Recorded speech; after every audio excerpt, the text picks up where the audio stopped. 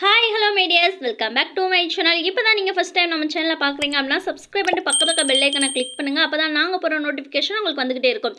மதுரைக்குள் நுழைந்தேன் உன் பேரை சொல்லி, ரோஜாவுக்கு நீயே சரியான வில்லி, கிள்ளினாலே உயிர் போகும் தேகம் உந்தன் தேகம், உன்னை சூடிக்கொள்ள ஆசைப்படுமே வான் பறக்கும் காகம். இப்படி கவிஞர் பாலாஜி மல்லிகையை அழகாக வர்ணித்து எழுதியிருப்பாருங்க. அது உண்மைதான்.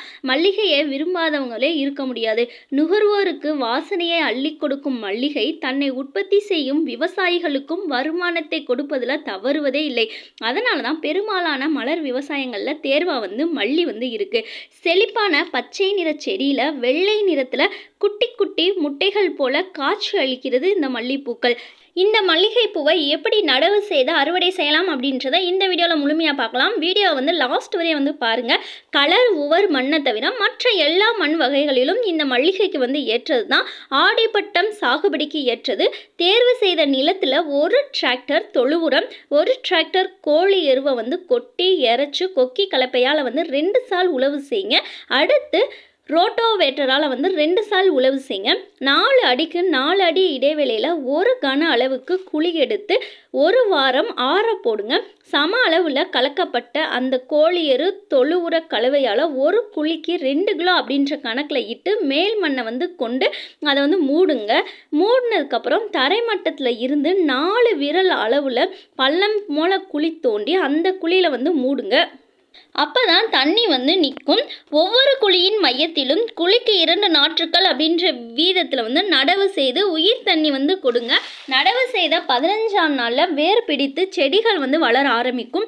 பிறகு தேவைப்பட்டால் செடிகளுக்கு இடையில் வரப்பு, வாய்க்கால், மிளகாய், வெங்காயம் இந்த மாதிரி செடிகளை ஊடுபயிராக நம்ம சாகுபடி செய்யலாம். ஊடுபயிர் சாகுபடி செய்தால் களைகள் குறைவாக தான் இருக்கும். நடவு செய்த 3ஆம் நாள் முதல் 15ஆம் நாட்களுக்கு ஒரு முறை களைகளை எடுக்கணும். மாதம் ஒரு முறை தொழு உரத்தை நிலம் முழுவதும் இறைத்து விட வேண்டும். செடிகளில் பூ பூக்கும் வரை 10 நாட்களுக்கு ஒரு முறை தண்ணீரோட பஞ்சகாவியத்தை தெளிக்கணும். பூ எடுத்ததுக்கு அப்புறமும் வாரம் ஒரு முறை இந்த கரைசலை தெளிக்கணும். 15 நாட்கள் இடைவெளியில் சுழற்சி முறையில் தண்ணீருடன் பழக்கரைசல், தண்ணீருடன் மூலிகை பூச்சி விரட்டி அப்படின்னு மாற்றி மாற்றி தெளிச்சுக்கிட்டே இருக்கணும். கடலை பின்னாக்கு, எள்ளு பின்னாக்கு, வேப்பங்கொட்டத்தூள் இதோட சூடாமோனாஸ், ட்ரைகோடெர்மா விரிடி தண்ணீரில் மாட்டு சிறுநீர் 3 நாட்கள் ஊற வைக்கணும். பிறகு அந்த தண்ணீர் கலந்து 3 மாதங்களுக்கு ஒரு முறை செடிகளுக்கு ஊற்றணும். 15 நாட்களுக்கு ஒரு முறை மூலிகை பூச்சி விரட்டி தெளிப்பதால் பூச்சி தாக்குதல் இருக்காது. அப்படி பூச்சி வந்தால் தண்ணீரில் வேப்பெண்ணெய், புங்கன் எண்ணெய், காதி சோப் இதை கலந்து தெளிக்கலாம்.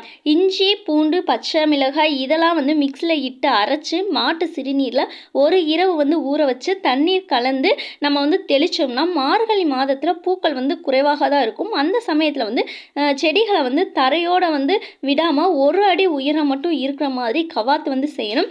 இப்படி செஞ்சோம்னா புதிய தளிர்கள் முளைச்சு 1.5 மாதங்களில் மீண்டும் பூவெடுக்கும். இந்த வீடியோ உங்களுக்கு பயனுள்ளதாக இருந்துச்சுன்னா நீங்கள் நம்ம சேனலை சப்ஸ்கிரைப் பண்ணிட்டு பாருங்கள். டாடா, பாய்.